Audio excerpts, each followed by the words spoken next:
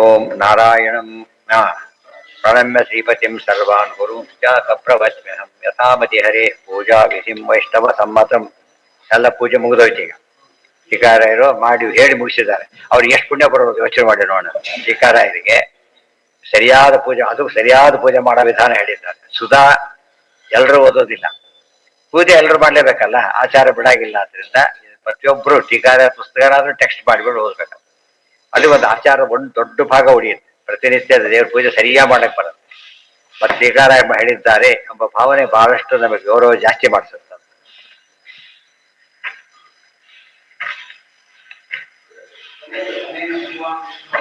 ಬಂದೆ ಈಗ ಇದು ಯಾತಕ್ಕೆ ಬರೋದ್ರಿ ಅಂತ ಪ್ರಶ್ನೆ.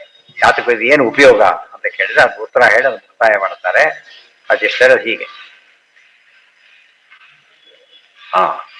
ಇತಿ ಪ್ರಾರ್ಥ್ಯ ಹರಿಂ ಪಶ್ಚಾತ್ ವಿದಧ್ಯಾತ್ ತತ್ವ ಮಾತೃಕಾಃ ಧ್ಯಾತ್ವಾ ಸಮರ್ಪಯೇದ್ ವಿಷ್ಣುಂ ಯಸ್ಯ ಸ್ಮೃತ್ಯೇತಿ ಮಂತ್ರತಃ ತೀರ್ಥ ಪ್ರಸಾದ ಗಂಧಾದೀನ್ ದತ್ವಾ ವಿಷ್ಣುಪರಾಯ ಚ ತತಃ ಸ್ವಯಂತು ಗೃಹ್ಣೀಯಾತ್.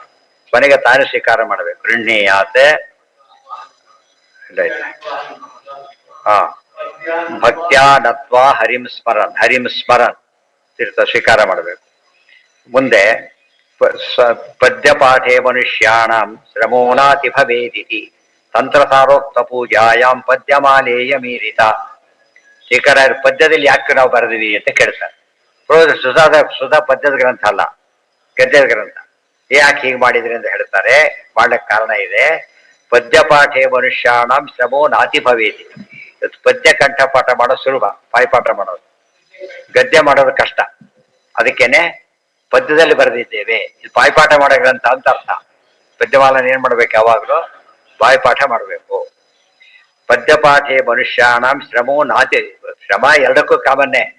ಅದೇ ಅತಿ ಹೆಚ್ಚು ಯಾವುದಕ್ಕೆ? ಗದ್ಯ ಮಾಡೋದು ಕಷ್ಟ. ಅದಕ್ಕೇನೆ ಅಚ್ಯುತ ಪೇಶ ಏನ್ ಮಾಡ್ಬೇಕು? ಬುದ್ಧಿವಂತಿಕೆ ಮಾಡಿದ್ರು.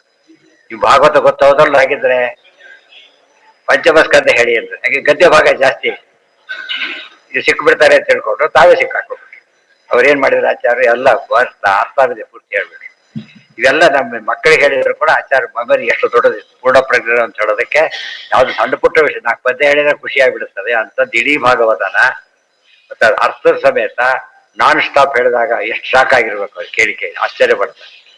ಅದು ಆಚಾರ್ಯ ಮಹಾತ್ಮೆ. ಅದು ತೀರ್ಥ ಪ್ರಸಾದ ಗಂಧಾದೀನ್ ತತ್ವ. ಇದು ಏನ್ ಹೇಳಿದ್ದೀರಿ ನೀವೀಗ ಅಂದ್ರೆ ತಂತ್ರಸಾರೋಕ್ತ ಪೂಜಾಯ ಪದ್ಯಮಾಲೆಯ ಮೀರಿಲ್ಲ. ತಂತ್ರಸಾರೋಕ್ತ ಪೂಜಾ ವಿಧಿಯಲ್ಲಿ ಪದ್ಯಮಾಲೆಯನ್ನ ಪೂಜಾ ಪದ್ಧತಿಯನ್ನು ಹೇಳಿದ್ದೇವೆ, ಉಳಿದ್ ಹೇಳಿಲ್ಲ ಅಂತ ಅರ್ಥ. ತಂತ್ರಸಾರ ಟೀಕಾ ಬರೋದಿಲ್ಲ ಜಯತೀರ್ಥರು. ಆದ್ರೆ ಅತ್ಯಂತ ಮುಖ್ಯವಾದ ಭಾಗ ಪೂಜೆ ಆದ್ರಿಂದ ಪೂಜೆ ಬಗ್ಗೆ ಸಂಬಂಧಪಟ್ಟ ಮಾತ್ರ ರೀತಿಯಲ್ಲಿ ಗ್ರಂಥ ಬರೆದಿದ್ದಾರೆ. ಪದ್ಯಮಾಲೆಯ ಮೀರಿತ. ಮೊದಲೇನ್ ಹೇಳಿದ್ರು? ವೈಷ್ಣವ ಸಂಬತಂ ಅಂತ ಹೇಳಿದ್ರು. ತಂತ್ರಸಾರ ಆಚಾರ್ಯ ಬರೆದಿರೋದು ವೈಷ್ಣವ ಸಂಬತ. ಅದು ಸಂಬತವಾದ ಗ್ರಂಥವಾದ್ದರಿಂದ ಇದು ಅತ್ಯಂತ ಪ್ರಾಮಾಣಿಕ. ತಂತ್ರಸಾರೋಕ್ತ ಪೂಜಾಯಾಂ ಪದ್ಯಮಾಲೇಯ ಮೀರಿತ ಅನೇನ ಭಗವಾನ್ ವಿಷ್ಣು ಪ್ರೀತೋ ಭವತು ಸರ್ವದ. ಇದನ್ನ ಭಗವಂತನಾದ ವಿಷ್ಣು ಪ್ರೀತನಾಗಲಿ. ಯಾಕೆ ಎಷ್ಟು ಜನ ಪೂಜೆ ಮಾಡ್ತಾರಲ್ಲ ಈಗ, ಭಾಷ್ಯದ ಪುಣ್ಯ ದೇವ್ರ ಪ್ರೀತಿಗೆ ಕಾರಣ. ಇದು ಒಂದು ಕಾರಣ. ಇನ್ನೊಂದು ಕಾರಣ ಏನು ಅಂದ್ರೆ ಪ್ರಮಾದತೋ ನಿರೋಧಾತ್ವ ಹರೇ ಪೂಜಾ ಭವೇನ್ನಚೆ ಪಠನಾತ್ ಪದ್ಯಮಾಲಾಯಾ ನರಹ ಪೂಜಾ ಫಲಂ ಲಭೆ. ಪ್ರಮಾದತೋ ನಿರೋಧಾತ್ವ. ಪ್ರಮಾದದಿಂದಾಗಿ ಅಥವಾ ನಿರೋಧದಿಂದಾಗಿ. ವ್ಯಾಖ್ಯಾನ ನಿರೋಧ ಅಂತ ಹೇಳಿದ್ರೆ ಎಲ್ಲೋ ಸಿಕ್ಕಾಕೊಂಡ್ಬಿಟ್ಟಿದ್ದಾರೆ, ಹೆಲ್ಡಪ್ ಆಗಿದ್ದಾರೆ, ಬರಾಗಿಲ್ಲ ಮನೆಗೆ, ಪೂಜೆ ಮಾಡಕ್ಕೆ ಸಾಧ್ಯ ಇಲ್ಲ ಅಂತ ಹೊತ್ತಿನಲ್ಲಿ ಇದನ್ನ ಬೈದವಾರ ಪಾರಾಯಣ ಮಾಡಿದ್ರೆ ಏನಾಗತ್ತೆ? ಪೂಜೆ ಮಾಡಿದ ಪುಣ್ಯ ಬರುತ್ತೆ ಅಂತ ಹೇಳಿ ಪಾರಾಯಣ ಪೂರ್ತಿ ಪಾರಾಯಣ ಮಾಡಿ ಪೂಜೆ ಮಾಡಿದ ಪುಣ್ಯ ಬರುತ್ತೆ. ಪೂಜೆ ಕ್ಯಾನ್ಸಲ್ ಮಾಡಬೇಡಿ, ಇದನ್ನು ಹೇಳಿಬಿಡಿ. ನೀವು ಪ್ರಮಾದವಶಾತ್ ರೋಗಾದಿಗಳಿಂದ ಯಾವುದೋ ಕಾರಣದಿಂದ ಮಾಡಕ್ಕೆ ಬರಲಿಲ್ಲ, ಬಟ್ ಇದನ್ನ ಪಾರಾಯಣ ಮಾಡಿದ್ರೆ ಪುಣ್ಯ ಬಂದು ಬಿಡುತ್ತೆ. ಪೂಜಾ ಫಲಂ ಲಭೆ ನರಹ ಪೂಜಾ ಫಲಂ ಭವೆ. ಅವನು ಪೂಜೆ ಫಲಿಯನ್ನು ಪಡಿತಾನೆ. ಇದನ್ನ ಅರ್ಥ ಮಾಡ್ಕೊಂಡ್ರೆ ವಿದ್ಯಾ ಭಾರತ್ ಎಷ್ಟು ದೊಡ್ಡ ಎಫೆಕ್ಟ್ ಮಾಡಿದ್ದಾರೆ. ನ್ಯಾಯಸೋಧ ನಿತ್ಯ ಪಾರಾಯಣ ಮಾಡೋಕ್ಕಾಗತ್ತಾ? ಪೂರ್ತಿ ಸಾಧ್ಯನೇ. ಎಷ್ಟೋ ಸರಿಯಾಗಿ ಮಾಡಕ್ಕೆ ಎಷ್ಟೋ ದಿವಸಗಳು ಬೇಕು. ಇದಾದ್ರೆ ಹಾಗಲ್ಲ. ಎಷ್ಟಿದೆ? 123 ಶ್ಲೋಕ ಅಷ್ಟೇ. ಸರಿಯಾಗಿ ಮಾಡಕ್ಕೆ ಎಷ್ಟೊತ್ತು ಬೇಕು ನಿಮಗೆ? 10 ರಿಂದ 11 ನಿಮಿಷಕ್ಕೆ ಮುಗಿದೋಗ್ತದೆ. ಪೂಜೆ ಮಾಡೋದಕ್ಕಿಂತ ಇದನ್ನ ಓದೋದೇ ವಾಸಿ ಇರ್ತದೆ, ಹೌದಲ್ಲ? ಅಲ್ಲ, ಪೂಜೆ ಅದಕ್ಕೆ ಹೇಳ್ತಾರೆ. ಹಾಗೆ ಪಾರಾಯಣ ಮಾಡೋದಿಲ್ಲ. ಪೂಜೆ ಮಾಡಿದ್ರೆ ಪಾರಾಯಣ ಯಾಕೆ ಮಾಡಬೇಕು? ಪಾರಾಯಣ ಮಾಡಿದ್ರೆ ಪೂಜೆ ಯಾಕೆ ಮಾಡಬೇಕು? ಒಂದರಲ್ಲಿ ಮಾಡಿದ್ರೆ ಸಾಕಲ್ಲ ಅಂದ್ರೆ ಪೂಜೆನ ಪಾರಾಯಣ ಮಾಡ್ಬಿಟ್ಟು 2 ಪೂಜೆ ಹಾಕಿ ಪುಣ್ಯ ಬರುತ್ತೆ. ಡಬಲ್ ಆಗ್ಲಿಲ್ಲ ಈಗ. ಶೇರ್ಗಳು ಹಾಕ್ಬೇಕಾದ್ರೆ 100 ರೂಪಾಯಿ 10 ರೂಪಾಯಿ ಆಗಿದೆ. ಯಾರು ಒಂದು ಶೇರ್ ತಗೊಂಡಿದ್ದು ನೋಡಿದ್ರಿ ಯಾರು ನೀವು? ಎಷ್ಟು ತಗೋತಾರೋ ಅವರೆಲ್ಲ? 1000 ಗಟ್ಟಲೆ. ಇನ್ನು ಕೂಡ ಸಿಗೋದಿಲ್ಲ ಕೆಲವೆಲ್ಲ. ಆ ರೀತಿ ತಗೋತಾರೆ. ಆ ಥರ ಪುಣ್ಯ ಜಾಸ್ತಿ ಬರ್ಬೇಕೋಸ್ಕರ ಹಾಗೆ ಮಾಡ್ಬೇಕೆ ಹೊರತು ಬೇರೆ ಇದು ಮಾಡಬಾರ್ದು. ಮಾಡಬಹುದು, ಮಾಡ್ಲೇಬೇಕು. ನಿನ್ನೆ ಆಯ್ತಾಗ್ಲೇ ತೀರ್ಥ ಪ್ರಸಾದ ನಿನ್ನೆ ಆಗೋಯ್ತು. ನಿನ್ನೆ ತೀರ್ಥ ಪ್ರಸಾದ ಗಂಧಾದೀನ್ ದತ್ವ ವಿಷ್ಣು ಪರಾಯಚ.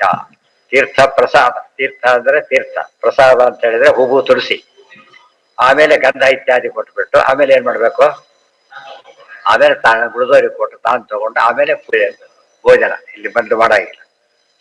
ಪಠನಾತ್ ಪದ್ಯಮಾಲಾಯ ನರಹ ಪೂಜಾ ಫಲಂ ಲಭೆ ಇತಿ.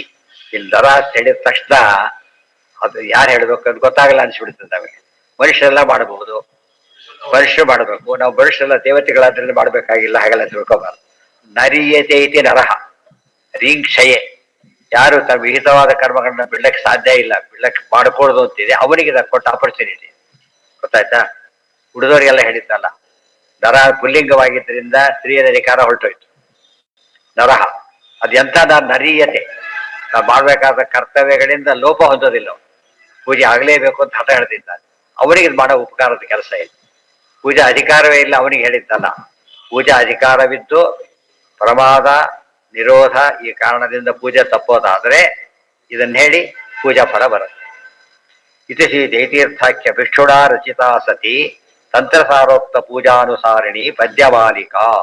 ಶ್ರೀ ಜಯತೀರ್ಥಾಖ್ಯ ಭಿಕ್ಷುಡಾ ರಚಿತಾ, ಅವ್ರ ತಮ್ಮನೇ ಅಂತ ಕರ್ಕೊಂಡಿದ್ದಾರೆ, ಭಿಕ್ಷು ಅಂತ ಕರ್ಕೊಂಡಿದ್ದಾರೆ. ಜಯತೀರ್ಥಾಖ್ಯ ಎಲ್ಲ ಕಡೆ ಹಾಗೆ ಬರೆಯಲ್ಲ. ವಚನ ಪ್ರಸೂರ ಮಾಲಾ ಜಯತೀರ್ಥಾಖ್ಯೇನ ಭಿಕ್ಷುಡಾ ರಚಿತಾ. ಬೇರೆ ಸ್ವಾಮಾರಿ ಒಂದು ಕಾಮನ್ ಶ್ಲೋಕ ಎಷ್ಟೋ ಗ್ರಂಥಕ್ಕೆ ಅಂತ ಹೇಳ್ತಾರೆ. ಇದನ್ನ ನಾವು ರಚಿತ ಸತಿ ಅಂದ್ರೆ ಒಳ್ಳೆಯದು, ಉತ್ತಮ ಅಂತ ಅರ್ಥ. ಉತ್ತಮವಾದ ಕೃತಿ ಇದು. ತಂತ್ರಸಾರೋಕ್ತ ಪೂಜಾನುಸಾರಿಣಿ ಪದ್ಯಮಾಲಿಕ. ತಂತ್ರಸಾರೋಕ್ತ ಪೂಜೆಗೆ ಅನುಸಾರವಾಗಿ ಬರೆದಿರ್ತಕ್ಕಂಥ ಪದ್ಯಗಳ ಮಾಲೆ ಇದು, ಪದ್ಯಮಾಲಿಕ ಅಂತ ಕರೆದು.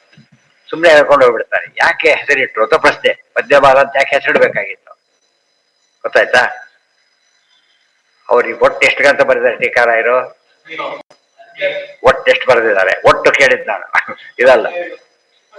23, 24, 25, 26, 27 ಎಷ್ಟು?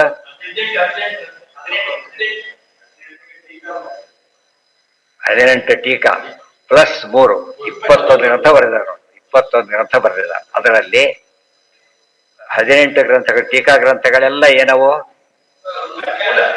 ಪ್ರೋಸ್, ಎಲ್ಲ ಗದ್ಯ ಗ್ರಂಥಗಳೇ. ಆಯ್ತಾ? 3 ಸ್ವತಂತ್ರ ಗ್ರಂಥಗಳು ಯಾವ್ಯಾವುದು? ಆಮೇಲೆ ಪ್ರಮಾಣ ಪದ್ಧತಿ, ವಾದಾವಳಿ, ಅವು ಗದ್ಯಗಳೇ. ಇದು ಒಂದೇ ಪದ್ಯದ ಗ್ರಂಥ, ಅದು ಪದ್ಯಮಾಲಿಕಾ ಅಂತ ಹೆಸರಿಗೆ.